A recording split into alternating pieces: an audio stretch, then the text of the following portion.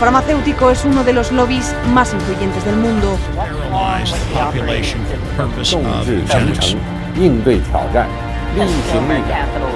Конечно, должны работать кооперативно, должны... Las farmacéuticas tienen demasiado poder. Avecina una gran guerra entre la realidad virtual y la realidad aumentada.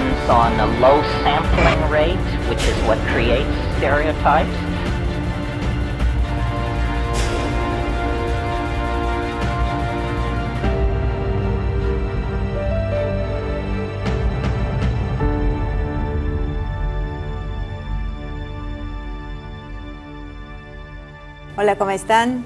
Bienvenidos a esta nueva edición de Humo y Espejos. Hoy lamentablemente no vamos a contar con la presencia de Azul, que esperemos que ya esté de regreso en el próximo programa, pero bueno, aprovechamos la oportunidad para hablar sobre Brasil y lo que está sucediendo con los países de la región. Así que conmigo hoy Marcelo, ¿cómo estás? ¿Qué tal? ¿Cómo estás? Bien, fuimos a ver al secretario general de la CUT, que justamente por diferentes actividades entre el 13 y el 15 están haciendo actividades en todo el mundo con el eslogan Lula Libre.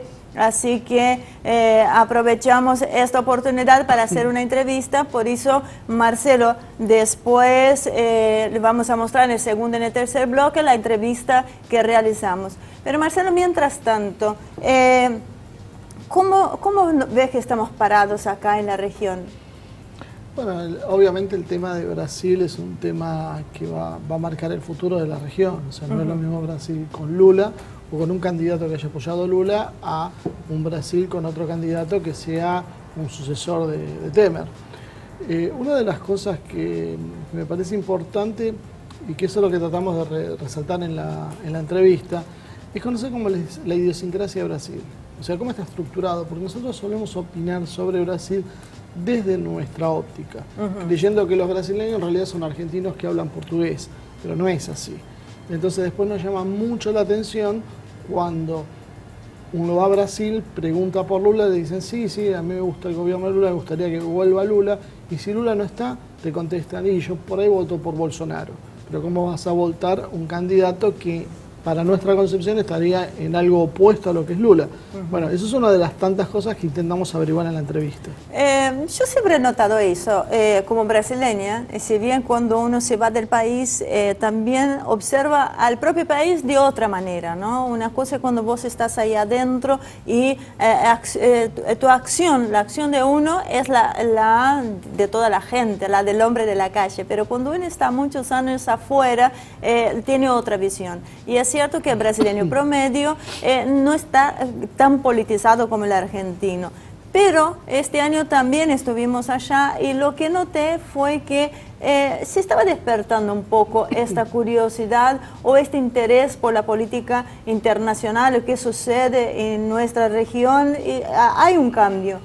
Sí, puede ser que haya un cambio. De todas formas, yo creo que es un cambio menor. Creo que lo más importante en esta historia es entender que el brasileño es muy personalista. O sea, no vota un programa de gobierno, no vota una idea, vota una persona.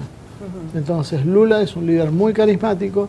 Lula demostró que podía gobernar, tuvo excelentes resultados para Brasil. Entonces, Lula es confiable. El problema es cómo trasvasar ese caudal de votos a un nuevo candidato. Y otro de los temas que yendo un poco a lo que vos decías de la política internacional, que es para prestar atención, es cuáles fueron realmente las causas por las cuales la echaron a Dilma.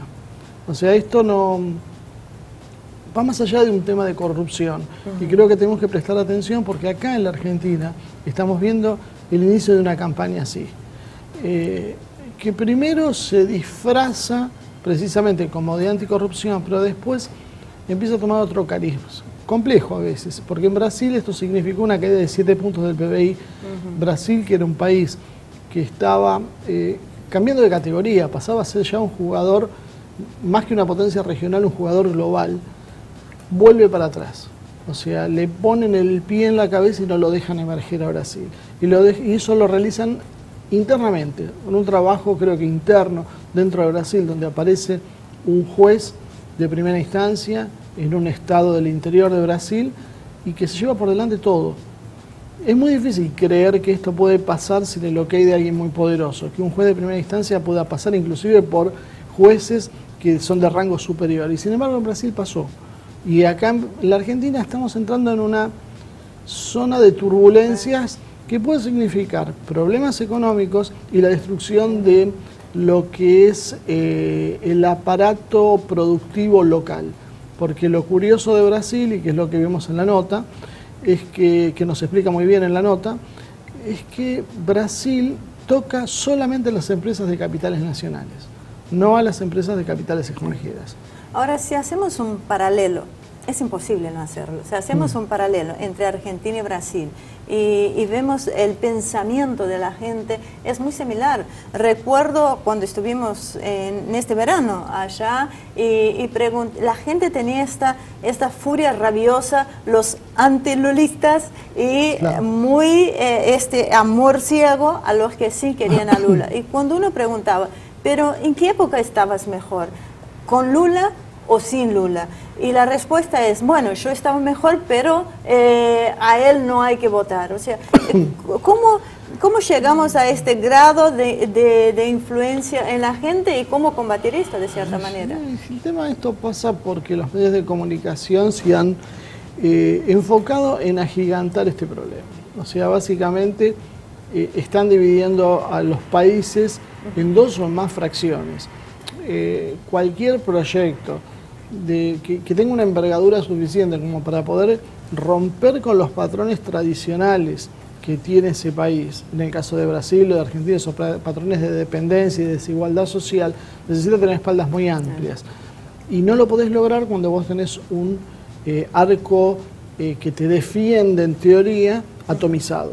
Entonces vemos cómo sucesivamente se van generando distintas ideas, se van desde los medios de comunicación influyendo para que la gente empiece a tomar porciones cada vez más chicas. La primera es dividir entre contra Lula o a favor de Lula. Acá en la Argentina fue a favor o en contra de Cristina. Y después, los que quedan a favor de, se empiezan a fragmentar también. Entonces no es casualidad que veamos que vienen otras campañas de la mano, que vienen sucesivamente largadas por los poderes de turno, para que dentro de los sectores opositores a los oficialismos actuales se produzca esa fragmentación y de esa manera sea mucho más difícil articular una respuesta. Hablando de los medios de comunicación, en Brasil pasa algo muy similar, pero más marcado que la Argentina, eso por lo menos lo noto yo como brasileña, que es el tema de los programas en la televisión que están abocados un poco a marcarnos la cancha, ¿no? A decirnos cómo vivir, a irse en cosas más superfluas y no tratar. Yo siempre, desde que llegué a la Argentina, lo que más noté era esta impronta en la política, tanto nacional como internacional, que también ha mermado en los últimos años y son pocos los programas que podemos decir, bueno, este programa no es un copy-paste de noticias, sino que tiene un análisis de una política internacional. O sea, ¿cómo se puede combatir esto? Yo creo que es complicado, es complicado. Primero tenemos que aprender a desconfiar de los medios, tenemos que tener un espíritu mucho más crítico del que tenemos.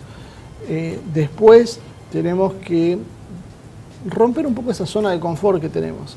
O sea, hay que dedicarle horas, tiempo, buscar información, contraponerla, cruzarla, buscar distintas fuentes de distintos orígenes. Y recién ahí uno empieza a ver un poquito más cómo es el cuadro. Poca gente se dedica a hacer eso. En Brasil todavía menos que acá, yo creo. Proporcionalmente, ¿no? Porque son muchos más, son 5 veces más cantidad de habitantes que acá. Entonces yo creo que si no tenemos ese espíritu, es muy difícil. Y bueno, desde el propio sistema se aprovecha eso. Se aprovecha tu comodidad. Te van generando un modelo de vida desde los medios a través de las ficciones y las noticias son para unos pocos, a su vez también vienen amañadas, entonces la verdad es complicado, pero si hay algo que uno puede hacer es investigar por su cuenta y tratar de transmitirle a los que tiene cerca, a los que tiene al lado, cómo uno empieza a ver el mundo y lograr que esto vaya haciéndose un efecto contagio. Muy bien, vamos a llevarlos a la entrevista, pero antes voy a dejarle picando.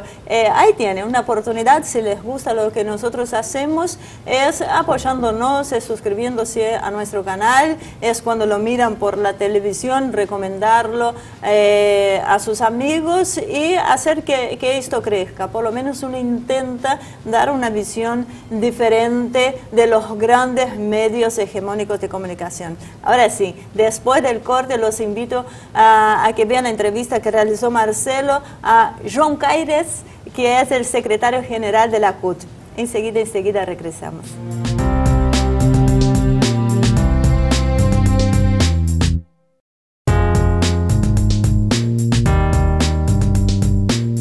Bueno, hoy estamos con el secretario general de la CUT, João Caires. Espero haberlo pronunciado bien el nombre, es bastante dificultoso para los argentinos, ¿no? Y la intención que teníamos era hacer un repaso de lo que está sucediendo en Brasil. Pero para empezar con eso, me gustaría primero empezar a comprender cuáles son los puntos principales a tener en cuenta cuando uno habla de algunas estructuras dentro de Brasil, como por ejemplo la sindical o la política. Entonces, el primer punto era que me cuente cuáles son los principales puntos para tener en cuenta sobre la organización del sistema sindical brasileño. Porque a veces uno tiende a traspolar la experiencia argentina sobre la de Brasil y es bastante diferente. Então, no Brasil nós tínhamos, né, até então uma estrutura sindical, antes da reforma sindical, que prevê confederação, federação e os sindicatos de base. Então, os sindicatos são filiados a uma federação e a federação filiada a uma confederação. E a partir de 2008, com a lei do presidente Lula, se reconheceu as centrais sindicais que até então eram proibidas no Brasil. Então, a legislação sindical no Brasil tem mais de 70 anos. Algumas coisas nós da CUT concordamos e outras coisas nós queríamos mudar, em especial a questão do financiamento, do custeio dos sindicatos, que antes era de uma maneira imposta, com um imposto sindical e também através das mensalidades dos sócios. Nós da CUT não concordávamos com essa imposição do imposto sindical, que é um dia de trabalho de cada trabalhador, que acabava financiando alguns sindicatos que não representavam de fato os trabalhadores. E por isso havia uma proliferação muito grande de sindicatos. Diferente da Argentina, no Brasil nós não temos praticamente sindicatos nacionais, os sindicatos são por cidade.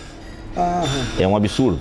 Você pode ter sindicatos por cidade, regionais, estaduais, inclusive nacional, mas na maior parte os sindicatos são de base municipal ou regional. E com isso se prolifera. No Brasil nós temos 12 mil sindicatos.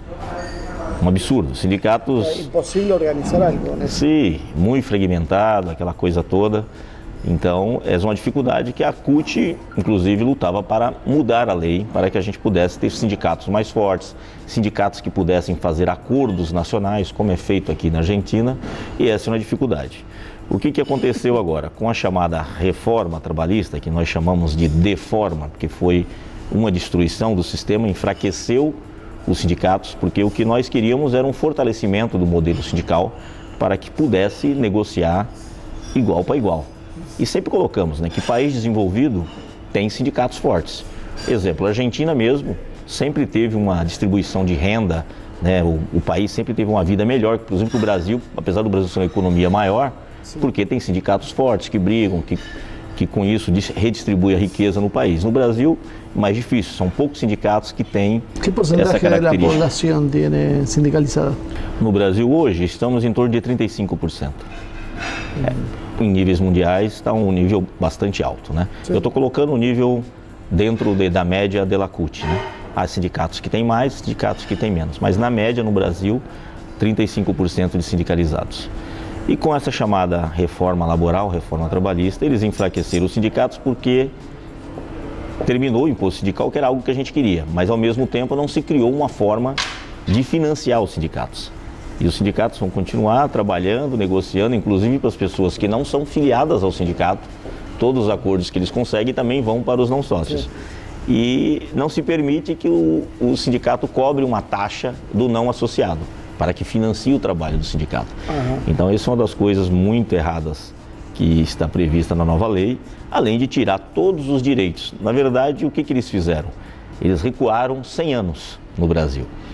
Uma coisa assim absurda, voltamos praticamente a um regime meio que escravocrata. Ou seja, os empresários de boa índole, os empresários que são sérios, eles continuarão respeitando, negociando o sindicato porque eles acreditam nisso. Mas boa parte deles, no Brasil, são empresários que têm uma visão muito atrasada, uma visão que no Brasil a gente não conseguiu ainda acabar, que é uma visão escravocrata, né? A questão da escravidão no Brasil não foi um negócio muito bem resolvido, já estamos há 130 anos, né, com a lei da abolição da escravidão, mas ainda no Brasil conseguimos constatar em vários lugares problemas de trabalho escravo, porque existem os empresários, em especial no setor rural e o setor agroindustrial, que tem essa mentalidade muito antiga. Então essas são as dificuldades, por isso que nós colocamos que uma reforma como essa era para ser discutida com a sociedade. E eles se utilizaram de um artifício muito perigoso, né, acusando os sindicatos de corrupção, que esse dinheiro do sindicato não era usado para isso, para aquilo, sendo que mesmo os sindicatos que não tinham um trabalho muito forte na luta sindical, mas por outro lado prestavam um tipo de assistencialismo, um médico, um dentista, colônias de férias para os trabalhadores, né, através desse dinheiro dos sindicatos, um departamento jurídico, entre outras coisas. Então essa acusação era muito baixa e o valor que se paga de imposto sindical no Brasil, na média, era um valor baixo, era tipo R$ 75 por ano. Se comparado, por exemplo, a uma associação de advogados que tem no Brasil, que cobra R$ 1.200, é praticamente nada. Sim. Né? Então, assim, e faz a luta para os trabalhadores, inclusive para os advogados também. Então, é essa discussão que fizemos, mas que, infelizmente, esse governo que era vice da presidente Dilma, só que ele assumiu o governo com o programa de governo do candidato que perdeu a eleição. Ahí vamos entrando en el otro tema que también nos cuesta entender en la Argentina, que es la estructura política en sí de Brasil. Pero nosotros estamos más acostumbrados a que lo primero que se busca es la definición ideológica. Si bien se ha perdido y ya no es lo mismo que era hace 30, 40 años atrás, todavía se sigue manteniendo un poco eso. Pero en cambio vemos que en Brasil las alianzas son mucho más pragmáticas. Yo tenía experiencia hablando allá mismo en Brasil con políticos que me decían: nosotros a nivel local de la ciudad tenemos una alianza, a nivel estatal es otra y a nivel nacional es otra, y muchas veces inclusive enfrentadas entre sí. ¿Cómo se puede entender esto para alguien de afuera? É um problema, porque o Brasil, assim, é um país que vive muito pouco tempo a democracia, né? Então tivemos pequenos intervalos de democracia e ditadura. Então, mesmo a própria proclamação da República foi através de um golpe na monarquia. E depois vivemos uma república ditatorial, e depois tivemos um golpe de Estado, e aí período pequeno de democracia, e aí veio mais uma ditadura que foi 21 anos, e agora o período mais recente, 30 anos de democracia. O problema é que no Brasil, assim, a questão ideológica está muito, assim, das pessoas que têm uma visão ideológica, são pessoas que se juntam em agrupamentos mais à esquerda, né? E não são muito ideológicos, no caso a população. Ela se identifica muito com o candidato, com o nome, né? A pessoa, ele acha que a pessoa fez um bom trabalho, ele foi um bom governador, foi um bom prefeito, foi um bom presidente, então é nesse que eu vou votar. Teve um período que as pessoas votavam, pelo menos nos anos 80, logo após o final da ditadura, tinha um voto mais ideologizado. Votava no partido, era importante, mas isso foi se perdendo porque se criou, nos últimos anos, um discurso muito forte na mídia, na grande imprensa, de despolitizar a população, de falar mal dos políticos, como se os políticos em si fosse todo o mal do mundo, como se corrupção fosse algo que acontecesse só na esfera pública e política e não no setor privado. E aí se criou essa história do empresário, né, do gestor. O nome moderno agora é gestor. Aí você vê figuras como eleger o prefeito de São Paulo, apesar dele já ter sido político, mas ele voltou com a nova roupagem, dizendo que não era político, que era um gestor. Assim como Trump nos Estados Unidos, mas esse já era político aqui em São Paulo. E eles têm tentado fazer isso. E foi um desastre. Ficou um ano à frente da prefeitura, um desastre de gestão, apesar de ele se dizer gestor, e agora é candidato a governador com o mesmo discurso, mas não está com muito voto. O outro problema é o desânimo da população em não votar. Por exemplo, esse prefeito ao qual me referi, ele foi eleito com 20% dos votos. Muito pouco, no geral, né? Dos votos válidos. Muita gente se absteve de votar. Não, o voto é obrigatório. Porém, se você não votar, o que você tem que fazer? Você tem até 6 meses para justificar que não votou e paga uma taxa de R$3, equivalente a 10 pesos, uma mixaria, coisa muito pouca. Então as pessoas não se importam mais, eu deixo de votar, depois eu pago e está tudo bem. Então essa é uma preocupação que a gente no campo político nós temos, né, de fazer uma discussão para que as pessoas comecem a pensar nisso. E no Brasil outro problema, são 35 partidos ou mais, eu não sei quantas diferenças tem, são absurdos. Então a gente tinha que rever essa questão da legislação político-partidária para diminuir o número de partidos, não precisa ter tantos partidos. E outro problema são questões que estão voltando muito agora, questões meio que identitárias, esses partidos conservadores e muitos ligados a igrejas neopentecostais, conservadoras, que se dizem cristãs, mas que na prática não tem nenhum tipo de atitude cristã, porque eles demonstram racismo, machismo, ódio. O próprio candidato Bolsonaro se diz cristão, né? Mas não sei que tipo de cristianismo deles. El PT estuvo muy ligado con las comunidades de base de la Iglesia Católica. Sí. Y es conocido que Henry Kissinger ha recomendado en algún momento, y eso fue parte de la práctica política norteamericana, generar todo este tipo de pastores que en su momento se llamaban pastores electrónicos, que fueron los que fueron minando las bases de la Iglesia Católica. Hoy vemos que acá en la Argentina, por ejemplo, se relanzan campañas en contra de la Iglesia Católica con la idea de dividir los movimientos populares. ¿Algo así se ve también en Brasil, utilizando a los pastores en este caso? Sí, hay muitos, não só os pastores das igrejas neopentecostais, como também alguns padres, que existe uma divisão, uma corrente interna na Igreja Católica, que é o movimento carismático, que é muito parecido um pouco com os evangélicos conservadores, que tem pautas muito conservadoras, e qualquer coisa que você aponte na política, essas questões, eles são totalmente contrários. A questão do aborto mesmo, né? E o mais interessante é que, para quem lê a Bíblia, diz, né, que a salvação é individual, que não é por força nem por violência, entre outras coisas que a Bíblia explica. Então que as pessoas não têm que ficar cuidando um do outro, mas que cada um cuida de si, porque é ele que vai responder pessoalmente a Deus. Mas o que a gente percebe é que as igrejas têm tomado uma vontade de ocupar o lugar do Estado, coisa que a gente defende que o Estado seja laico, a questão, inclusive nas escolas, com uma outra teoria maluca que eles estão tentando implantar no Brasil, que é a chamada escola sem partido. Que na verdade é uma escola com partido com a visão de direita. Eles querem tirar as matérias como filosofia, sociologia, para política, o debate nas escolas, que é uma coisa para deixar uma idiotização da população, para que não se faça o debate, o que é um absurdo do ponto de vista da democracia, porque nós sempre olhamos isso, democracia é algo conflituoso, porque debate as ideias, mas a gente tem que construir consensos, construir pontes para que cheguemos num acordo, né? Diferente da ditadura. Sí. Ahora, ya volviendo entonces más al tema político,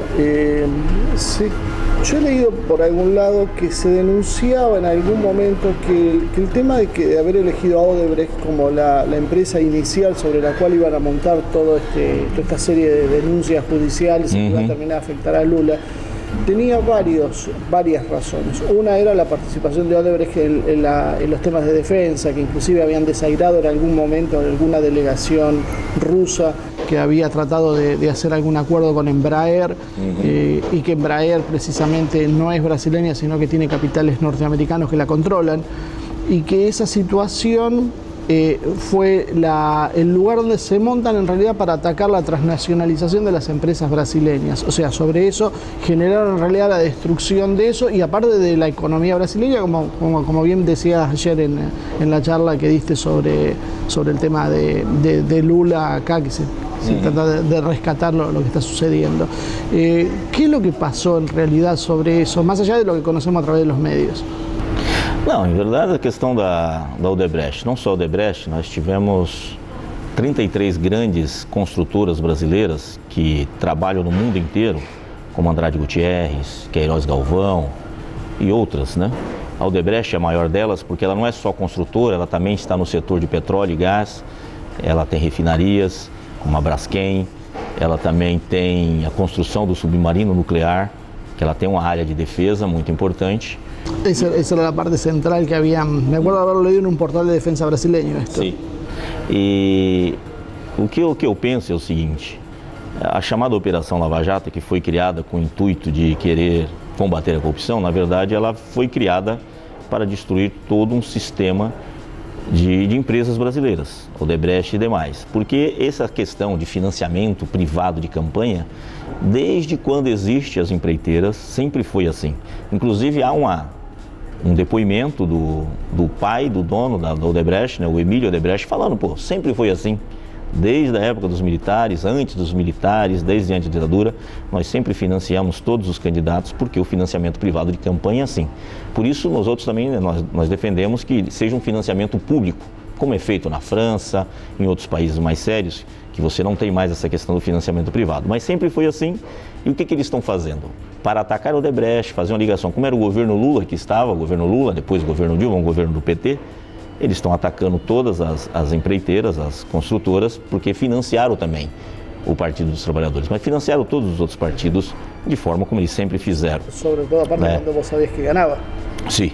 E aí, o que nos preocupa? Porque a Odebrecht, por exemplo, construiu o aeroporto em Miami, estava para construir a duplicação do canal do Panamá, tem várias obras na África, no Oriente Médio, inclusive na Europa, construindo uma grande represa nos Estados Unidos, ou seja, era uma empresa que estava incomodando e já estava, assim, não só a Odebrecht, como todo o complexo de construção civil no Brasil, ditando preços no mercado mundial.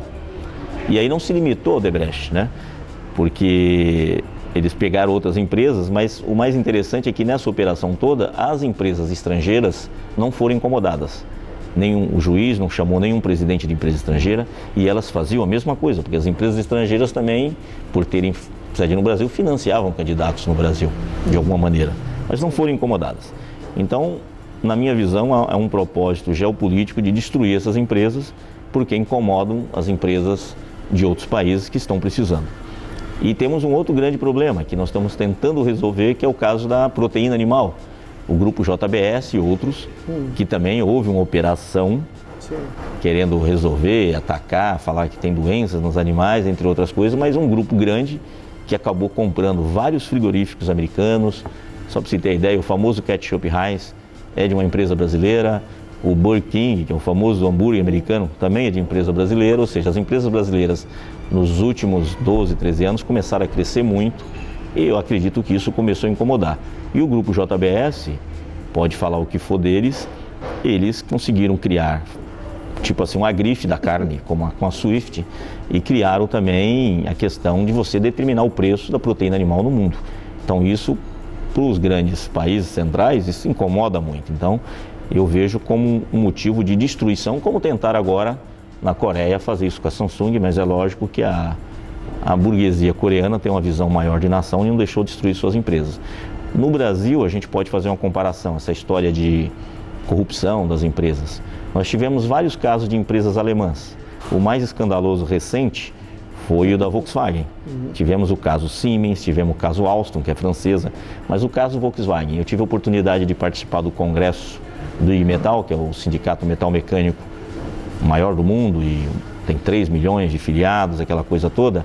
E a Angela Merkel, né, primeira-ministra do país, estava no Congresso e na abertura ela comentou isso. Estão falando muito da questão da Volkswagen, né? Então, eu quero dizer para vocês o seguinte, que os 650 mil trabalhadores da Volkswagen no mundo não vão ser penalizados por causa de meia dúzia de executivo. Punam-se os executivos. E foi o que fizeram. Então, prenderam lá meia dúzia de executivo e hoje a Volkswagen é a maior empresa do mundo. No Brasil, a grande imprensa brasileira, que tem uma ligação muito forte com os Estados Unidos, ficava todo dia falando mal das nossas empresas, como se fosse legal fechar a empresa. Eu não estou aqui defendendo o patrão, dono da Odebrecht, mas os funcionários, que, por exemplo, a Odebrecht demitiu metade dos seus funcionários. E assim, a engenharia no Brasil praticamente acabou, né? Estava crescendo muito, hoje nós temos mais de 15 mil engenheiros desempregados. Isso é uma coisa absurda num país do tamanho do Brasil. Então, assim, a gente vê, por exemplo, a maior empresa de televisão no Brasil, que quando ela cobre, por exemplo, as primárias nos Estados Unidos, que não é nada, é só a escolha dos candidatos dos seus partidos, coisa que ela não faz no Brasil praticamente. Então é como se a gente fosse um estado satélite americano, que a gente fica sabendo quem que os democratas vão escolher, quem que os republicanos vão escolher, os independentes, que a gente nem sabia que existia, eles fazem uma cobertura completa, e no Brasil não fazem a mesma coisa. Bueno, ya nos queda 30 segundos, así que vamos a ir directamente al segundo bloque, pero te voy a dejar una pregunta para que me contestes pendiente, que sería, ¿qué significaba para Brasil entrar en el BRICS?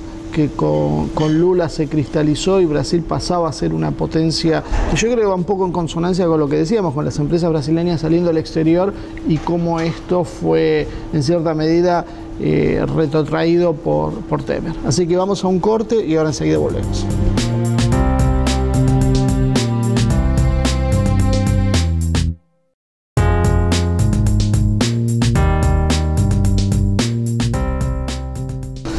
Bueno, volvemos a la entrevista con John Caires. Habíamos quedado pendiente en el tema de cómo repercutió el tema de Brasil entrar en el BRICS e qual é a realidade hoje. Então, na verdade, os BRICS acabaram virando um RICS, né? Que o Brasil está praticamente fora disso, porque foi uma proposta, não que a gente tenha, né? O governo Lula tenha se afastado dos Estados Unidos, muito pelo contrário, manteve boas relações com os Estados Unidos, o governo Obama, inclusive com o governo Bush. Inclusive o Lula tinha uma relação melhor com Bush que inclusive com Obama, apesar de ser democrata, mas mesmo assim ele sempre fala que foi... Es un tema largo ese, habla con... Nosotros hemos sido en este programa siempre muy críticos sobre esa cuestión de cierto progresismo que dibujan en lo social, pero después en lo económico y en lo militar termina siendo peor que los republicanos mismos. Sim, os mesmos. Então parece que o Estado americano ele funciona sozinho, independente da questão do Estado militar, né? Sim.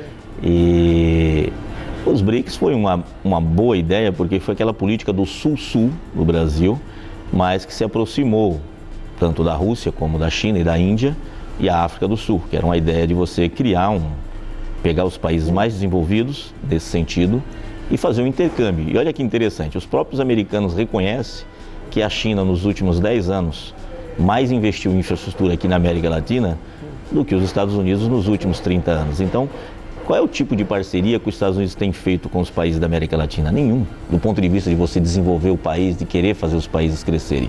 O que a gente tem olhado é uma destruição do mundo, é guerra, financiam guerras para todo lado. Desde um ponto de vista puramente capitalista, sim. Conviene como sócio China e os Estados Unidos. Sim.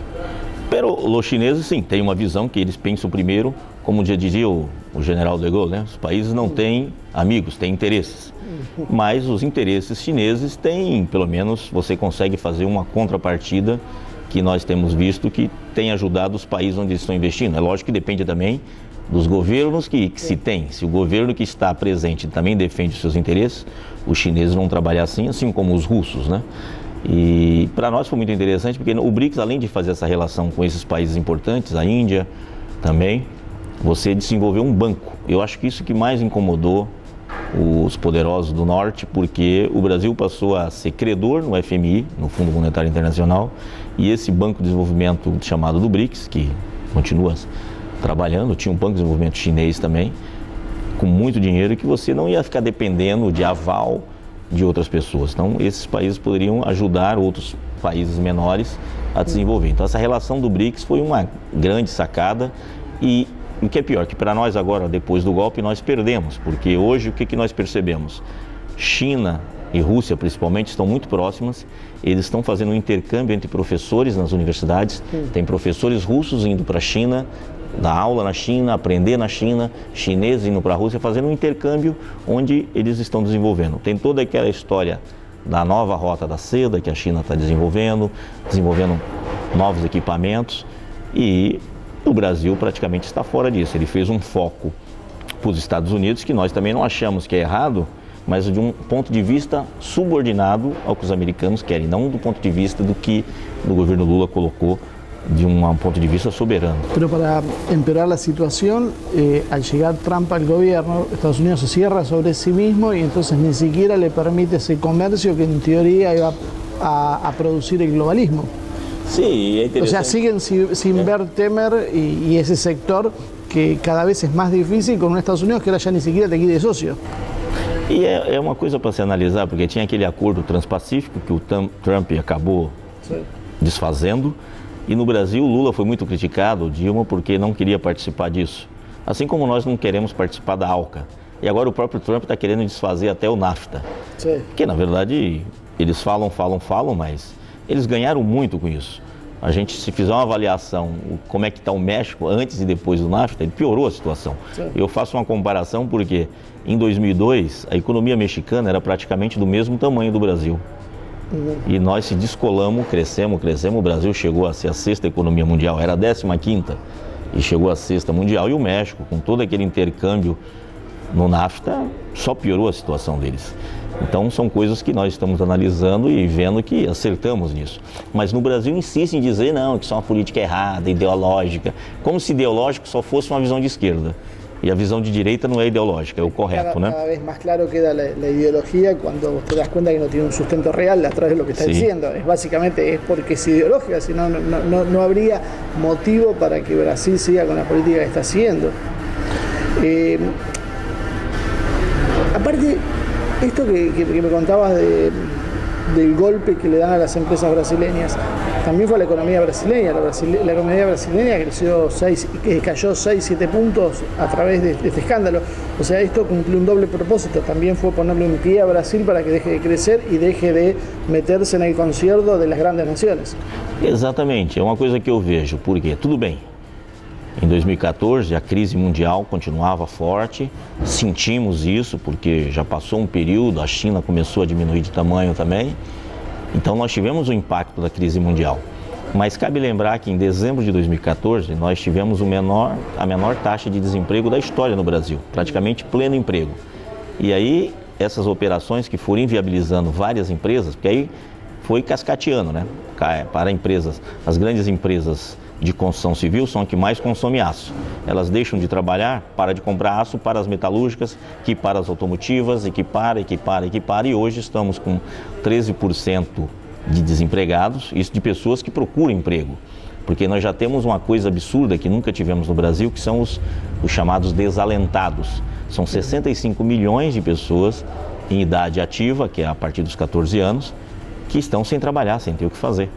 Então, assim, nunca chegamos a um desastre tão grande, mas, assim, os grandes meios de comunicação no Brasil tentam dar a impressão que tudo que foi feito é bom, que a política econômica está correta, né, que faltou fazer a reforma da Previdência, que seria um desastre. Nós temos um exemplo aqui do lado, que é o Chile, que fez o tipo de reforma que eles estão propondo no Brasil, e hoje os chilenos estão pagando por não ter direito à aposentadoria. Acreditaram na história da aposentadoria privada, onde muitos bancos, quando quebram, eles deixam de receber e pagam muito menos do que a Previdência Pública, porque não há visão que a gente tem da Previdência Social só como um sistema de contribuição, mas um sistema de seguridade social, onde todos contribuem, todo mundo contribui, que você consiga dividir melhor a riqueza, que seja um sistema também de distribuição de renda. Sí, acá ya eso lo vimos.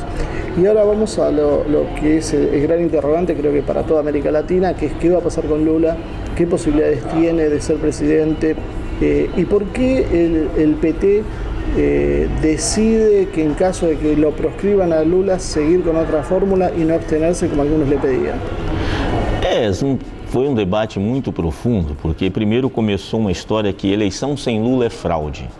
O próprio Lula não concordou com isso, né? Que essa frase era muito forte e tal. E muita gente ficou discutindo se a gente deveria ou não participar das eleições se o Lula fosse impedido. Mas aí foi amadurecendo, porque nós temos governadores em alguns estados importantes, temos deputados, temos senadores. E se a gente pensasse o seguinte, não vamos participar da eleição por causa do Lula, como é que fica? Vamos abandonar tudo? Aí vai ser muito pior para nós. Então foi uma visão de, vamos dizer assim, né? Se abrirmos mão de tudo, era uma coisa inviabilizar toda a eleição. Porque tinha uns também falando, não, vale só para a eleição nacional. Tinha grupos dentro do partido falando, não, mas só vale para a eleição nacional. E como é que fica as outras? Né? As eleições estaduais, deputados e senadores. Aí então chegou a uma conclusão, mantivemos a estratégia de Lula livre, Lula inocente e Lula com direito de ser candidato a presidente. E o PT manteve isso e está mantendo até o fim, inclusive amanhã é o dia de registro da candidatura, vai ser registrada a candidatura do presidente Lula, porque por lei ele pode ser candidato. Não há nada, nós temos vários exemplos no Brasil de pessoas que em situação piores que a dele foi condenado tudo, mas disputou a eleição, ganhou a eleição e continuou governando, e em casos que foi provado que houve algum problema, que foi condenado de fato, aí perdeu o mandato e assumiu o vício ou se chamou novas eleições. Mas no caso do Lula não tem nada, inclusive Lula está condenado por algo absurdo chamado atos indeterminados. Não existe nada na lei brasileira que identifique o que é isso, mas o juiz que costuma muito visitar os Estados Unidos, uma vez por mês ele vai lá, a gente não sabe o que faz tanto lá, e determinou isso, né? Então é uma coisa louca. Então há sin pruebas, ¿no? Por la íntima convicción, creo que dijo. É por convicção. É uma coisa que não existe no direito brasileiro, acho que talvez nem no parte do mundo. Então você condenar alguém por convicção, eu coloco assim como se fosse um caso Dreyfus no Brasil, né? Que mais para frente as pessoas vão saber que é um absurdo. Até falo para o pessoal ler, tem um livro chamado, né, sobre a crônica de uma sentença anunciada, creio que vai ter em espanhol também, já tem em inglês. Sim, creio que sim. É muito interessante ler, porque as pessoas leem comentários de vários juristas, e é lógico, os juízes não comentam muito, porque eles estão dentro de uma corporação, mas os juristas, que são professores, muitos se envergonham de dizer que aquilo é uma sentença, como condenar uma pessoa com base nisso. E é muito importante que as pessoas leiam, sabe, estão condenando um inocente sem prova. Então isso não pode ter em qualquer lugar do mundo. Mas é isso que estão fazendo. O PT fez uma estratégia de manter o Lula candidato e, ao mesmo tempo, colocou agora o ex-prefeito de São Paulo, Fernando Haddad, como candidato a vice e já traçou uma estratégia. Se Lula não puder ser de fato, porque eles estão tentando fazer uma coisa que nunca fizeram, porque mesmo o processo de condenar Lula em segunda instância foi o processo mais rápido do Brasil. Nós temos pessoas em situações de outros partidos de direita, por exemplo, que ficaram 15 anos, 20 anos, até que o processo fosse de fato colocado e a pessoa condenada.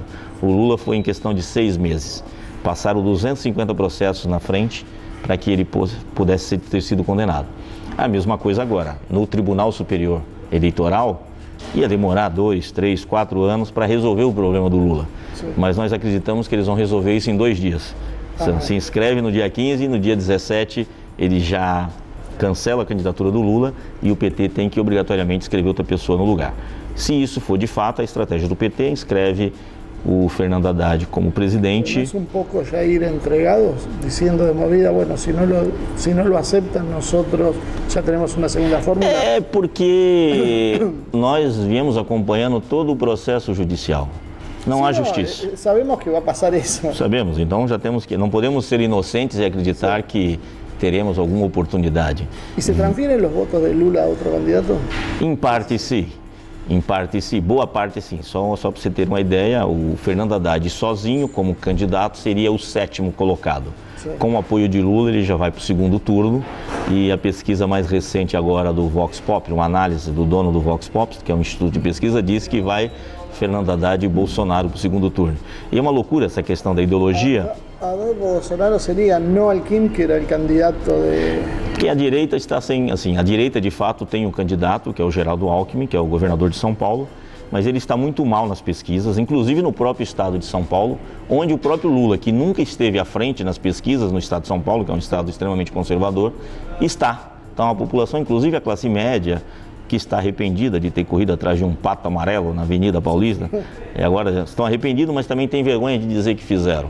Mas estamos junto com eles porque sabem que a situação da classe média está pior. Nós temos engenheiros dirigindo Uber porque não acham emprego, né? A situação no Brasil está muito calamitosa e tem transferido votos. Só que a loucura da ideologia é que tem gente que acredita muito em super-herói, né? Em salvador da pátria. Então tem gente que, se não tem o Lula, que ele já conhece, que o Lula fez um bom governo, ele acredita que o Bolsonaro seria a novidade, né? Seria uma pessoa nova, que tem um discurso... Por que o establishment brasileiro, a elite, não apoia Bolsonaro se é que temos base? Mas parte do establishment apoia. Sim. Mas o problema é que o Bolsonaro não tem conteúdo algum. Se as pessoas assistirem o debate que ele fez agora para presidente, ou uma entrevista num grande programa televisivo que tem de entrevistas numa TV pública, percebe que ele não sabe o que está fazendo. E é uma coisa louca, porque é um deputado que já está há quase 30 anos na Câmara dos Deputados. 30 anos já tem de trajetória, tampouco, porque sim, dá a sensação que se apresenta como um recém-chegado à política. Sim, não é? Já está há 30 anos. Sim. E não sabe debater nada. Se você pergunta sobre saúde, não sabe dizer. Sobre economia, não sabe dizer. O que faz esse deputado em Brasília? Nada. Ele faz o que muitos deputados que não têm característica ideológica de partido ou não, ele vai lá assim, vai sobreviver, ganhar dinheiro como deputado. Tanto é que os filhos também entraram na política, todos assim. E agora, lógico, como ele está sendo vidraça, começa a aparecer coisas que nunca falaram. Porque muita gente que acredita no Bolsonaro fala, pô, o Bolsonaro nunca esteve envolvido em casos de corrupção. É uma doce ilusão, né? Mas eles estão agora mostrando, agora mesmo apareceu uma tal de Val, uma senhora que é funcionária fantasma dele, que recebia dinheiro público, mas ela não trabalhava lá. E os médios estão levantando isso? Agora estão levantando. A Folha de São Paulo, mais recente, fez uma reportagem sobre isso. Ou seja, começa a aparecer certas coisas. Mas é lógico que a gente tem que ter um certo cuidado, porque da mesma maneira que eles fazem assim, eles começam a fazer para outros, para dizer que eles são imparciais. Lo que una vez se debería preguntarse es por qué en algún momento le dan aire y por qué ahora empiezan a sacar los temas de corrupción. O sea, ¿qué es lo que está buscando los grandes medios? ¿A quién quieren posicionar? Porque aquí no sube. Agora, por exemplo, o grande jornal, o maior jornal de maior visibilidade no Brasil, no sábado, que é um dia que tem menos audiência, começou a falar e bater no candidato que eles apoiavam, que era o Aécio Neves, tal, falando de corrupção, num dia que quase ninguém assiste aquele jornal. Mas para dizer que eles são imparciais. Porque, na verdade, a estratégia é depois pegar o que eles querem atacar e colocar a semana inteira. E aí eles não ficam 1, 2 minutos falando. No caso do Lula, eles ficaram praticamente o jornal inteiro. Você imagine uma TV, vocês que são da TV, se dedicar a 20 minutos a um tema. Se não fosse a queda da Torre Gêmeas ou um ataque nuclear ou coisa parecida, você ia dedicar tanto tempo a um determinado assunto se você não tem um certo interesse nisso. Pero dejando un poco de lado la coyuntura brasileña y como habíamos hablado, creo que antes fuera de cámara, pensando un poco más en el futuro. Recién cuando estábamos hablando dijo que hay muchos ingenieros manejando Uber. Ahora, cuando uno ve un poquito más allá, Uber en un par de años calcula que va a tener conducción autónoma. Eso significa que los ingenieros no van a poder ni siquiera manejar un Uber. Y no solo pasa eso con Uber, o sea, uno lo puede ver, por ejemplo, siempre sacamos el ejemplo de los cajeros. Los cajeros, que es uno de los empleos más difundidos, van a ser reemplazados por tiendas como Amazon Go o Tencent, donde uno agarra las cosas, las guarda en una bolsa, sale y ya automáticamente se escanea, por lo tanto se suprime su puesto de trabajo. Ante esta realidad de que los trabajos van desapareciendo, ¿cómo se debe posicionar el movimiento obrero? Porque hoy todavía está la herramienta de una huelga, pero esto en 5, 10, 15 años va a desaparecer. ¿Qué es lo que... ¿Cómo prepararse para esto?